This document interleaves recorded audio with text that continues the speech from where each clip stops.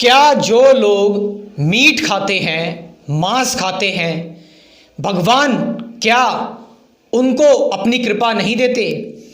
क्या भगवान उनसे नफरत करते हैं?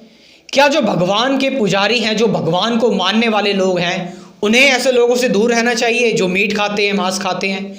या फिर कोई मीट खाने वाला व्यक्ति है, मांस खाने वाला व्यक्ति है, तो क्या उसे भगवान की पूजा नहीं करनी चाहिए? क्या उसे भगवान में मन नहीं लगाना चाहिए? या फिर उसको इसी गिल्ट में डूबा रहना चाहिए कि यार मैं तो मीट खाता हूँ, मैं तो मांस खाता हूँ, इसलिए मुझे अब भगवान से कोई मतलब नहीं है, भगवान तो मुझे नफरत करते होंगे, ये सारी की सारी चीज़ें। इस क्वेश्चन में हम जरा जाते हैं डीप में, क्योंकि इन क्वेश्चनों की वजह से इस तरह के जो चीज़ें क्रिएट की हुई हैं, इससे समाज में कहीं ना कहीं एक डिवीज़न क्रिएट होता है। और जब डिवीज़न क्रिएट होता है तो वहाँ पर कन्फ्लिक्ट, एग्रेशन, एंगर, गुस्सा, ये सारी की सारी चीज़ें बहुत आम बात हो जाती हैं। ये उन लोगों के लिए एक मौका मिल जाता है उन लोगों को दंगे करवाने का। अगर मान लीजिए कोई व्यक्ति जो है, कोई व्यक्ति मंदिर में कुछ मीट का टुकड़ा लेकर चला जाता है, रख देता है और किसी पर इल्ज़ाम लगा देता है, तो वहाँ पर बहुत बड़े दंगे खड़े हो जाएंगे, स्टार्ट हो जाएंगे। तो हमें इस चीज़ को थोड़ा समझना पड़ेगा, इस चीज़ को थोड़ा रैशनल तरीके से, ताकि ऐसी अगर नौबत आए तो हम अपने दिमाग से काम लें। एक बहुत पुरानी कथा है, सदमा नाम का एक कसाई रहा करता था, जो मीट की दुकान थी उसकी, मीट मांस वगैरह बेचा करता था सदमा। तो एक बार सदमा एक रास्ते पर जा रहा था, रास्ते में जाते टाइम उसको एक बहुत ही सुंदर काले कलर का, बहुत ही प्यारा, बहुत ही ज़बरदस्त एक पत्थर दिखाई देता है। असल में वो जो पत्थर होता है, उस पत्थर का नाम होता है शालिग्राम। और वो जो पत्थर होता है उसको तो नहीं पता होता सदमा को, लेकिन वो सोचता है ये पत्थर मैं रख लेता हूँ, मेरे काम आएगा, मीट तोलने के काम आएगा, मांस वगैरह तोलने के काम आएगा। तो वो व्यक्ति अपने साथ ये पत्थर रख लेता है और जब वो लेकर जाता है उस पत्थर को, बड़ा लगाव हो जाता है उसको उस पत्थर से, शालिग्राम से।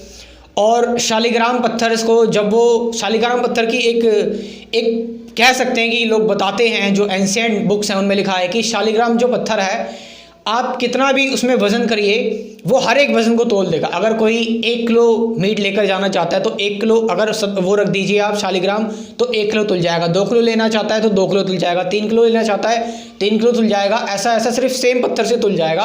और लोग घर पर जाकर देखते थे तो लोगों बिल्कुल सही नापते थे, बिल्कुल सही निकलता था। तो एक बार क्या होता है, वहाँ से शालिग्राम पत्थर जो सदमा होता है, शालिग्राम पत्थर से तोल रहा होता है मीट, किसी को दे रहा होता है। तो एक बहुत साधु होते हैं, एक बहुत ही ज़बरदस्त, एक बहुत ही प्यारे संत होते हैं, वो वहाँ से गुजर रहे होते हैं और वो देखते हैं कि ये जो शालिग्राम का पत्थर है, इसका यूज़ किया जा रहा है मीट तोलने में, मांस तोलने में इसका यूज़ किया जा रहा है। तो वो जो सन्यासी होते हैं, वो जो संत होते हैं, वो बड़े क्रोध में आ जाते हैं, बड़े गुस्सा हो जाते हैं और वो कहते हैं कि उसके पास जाते हैं और उससे कहते हैं कि तुम्हें पत्थर कहाँ मिला? तो वो सदमा जो है वो कहता है कि मेरे को पत्थर ये जगह पर मिला और मैंने सोचा मेरे काम आ रहा है और देखो कितना अच्छा काम चल रहा है मेरा। तो वो संत बताते हैं असल में ये जो पत्थर है ये शालिग्राम है। शालिग्राम का मतलब ये पत्थर जो है स्वयं अवतार है, भगवान श्री कृष्ण या फिर विष्णु का स्वयं अवतार है, साक्षात भगवान का अवतार है ये पत्थर। और इस पत्थर से तुम इतना अशुद्ध काम कर रहे हो, तुम्हें भगवान कभी माफ़ नहीं करेंगे। और वो जो कसाई होता है वो भगवान का भक्त भी होता है, भगवान कृष्ण का भक्त होता है पहले से, उसके अंदर बड़ी वो होती है, भगवान का भजन वगैरह करता रहता था, भगवान का बहुत प्यारा भक्त होता है, भगवान कृष्ण को लेकर उसके अंदर बहुत लगाव होता है सदमा के अंदर। तो सदमा को बड़ा दुख पहुंचता है और कहता है वो कि मुझे माफ़ कर दीजिए, मैंने ऐसा करा, मुझे नहीं पता था ये पत्थर जो है वो स्वयं हरि हैं, स्वयं ये पत्थर जो है स्वयं विष्णु भगवान है, कृष्ण है।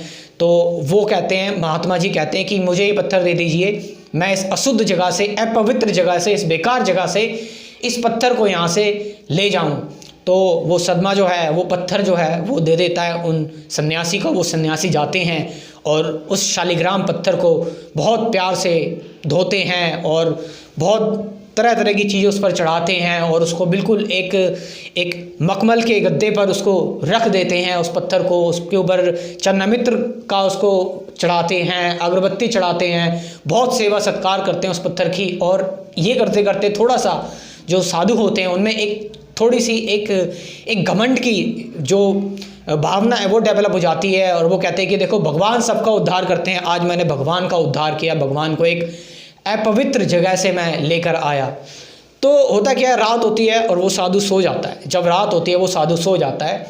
सोते हुए भगवान उसके सपने में दिखाई देते हैं, भगवान कृष्ण उसके सपने में दिखाई देते हैं और उन साधु से कहते हैं अगर तुम अपनी भलाई चाहते हो तो इस पत्थर को वहीं पर छोड़ाओ जिससे तुम लेकर आए हो। तो वो साधु भी चौंक जाता है। वो कहता है, सपने में ही पूछता है कि भगवान ये क्या, मतलब आप तो इतनी अपवित्र स्थान पर जाने की सोच रहे हैं, मैं तो आपको इतनी बढ़िया जगह पर लाया हूँ, आपको नहलाया, आपको इतना भोग लगाया, इतना सब कुछ करा, आप अपवित्र स्थान पर जाना चाहते हैं, इतने बेकारी जगह पर जाना चाहते हैं। तो भगवान कहते हैं कि असल में वो जो सदमा था ना, वो मेरा बहुत ही प्यारा भक्त था, वो मेरा बहुत ही प्यारा भक्त था। वो हमेशा मेरा गुणगान करता रहता था, मेरे को दिल से मानता था। जो मेरा नाम लेता था सदमा, वो बड़े प्यार से लेता था और जब भी मीट तोलता था तो मेरे नाम का कीर्तन करता रहता था, बहुत प्यार करता था मेरे को सदमा जो है। और जब सदमा मीट तोलता था मुझे ऐसा लग रहा होता था कि सदमा जो है वो मेरे को झुला रहा है और मुझे वहाँ जो आनंद आता था, सदमा जो है वो मेरा नाम लेता रहता था और मुझे तोलता रहता था मीट से, वहाँ जो मुझे आनंद आया वो आनंद मुझे तुम्हारे पास नहीं आया, क्योंकि उसका जो लव था, उसका जो प्यार था वो एक्चुअल लव था, वो बिल्कुल रियल लव था। लेकिन तुम्हारा जो प्यार लग रहा है वो एक मैकेनिकल लव लग रहा है, वो तुम्हारा एक एक्चुअल, एक रियल लव नहीं लग रहा मुझे। तो जो साधु होते हैं ये भगवान की आज्ञा मानकर, और साधु को सब कुछ समझ में आ जाता है और वो जाते हैं और सदमा को जो है वो उस पत्थर को, उस शालिग्राम पत्थर को वापस कर देते हैं और बताते हैं।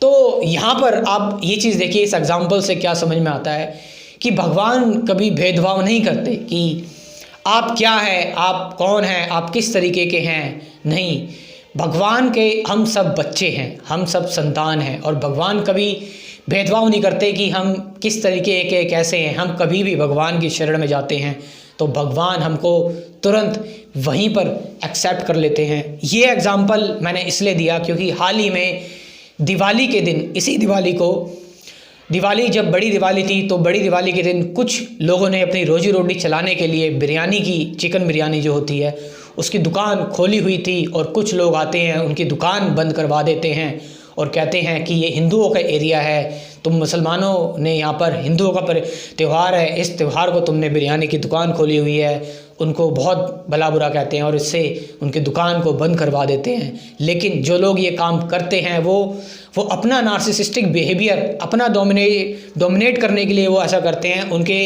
अंदर भगवान को लेकर कोई मकसद नहीं होता, क्योंकि जो लोग दो तरह के होते हैं। एक लोग ऐसे होते हैं जो गीता पढ़ने के बाद कहते हैं कि युद्ध ही करना चाहिए सिर्फ, और एक ऐसे होते हैं जो गीता पढ़ने के बाद कहते हैं अब तो युद्ध करने की कोई वही नहीं बची, अब तो युद्ध जैसी चीज़ तो बेकार है, अब तो परम शांति मिल गई। अब तो जो अर्जुन ने जो युद्ध करने से पहले इतनी सारी चीज़ें सीखी, मेरे को अभी मिल गई, मेरे को पहले ही मिल गई।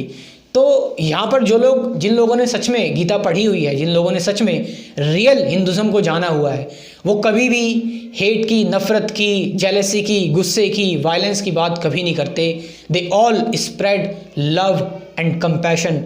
एंड सबसे ज़्यादा जो इम्पॉर्टेंट चीज़ होती है, जो लोग रियल में हिंदुज़म को जानते हैं, एक्सेप्टेंस। सो आपको कैसी लगी ये स्टोरी, आप कमेंट करके ज़रूर बताएं। Thank you very much.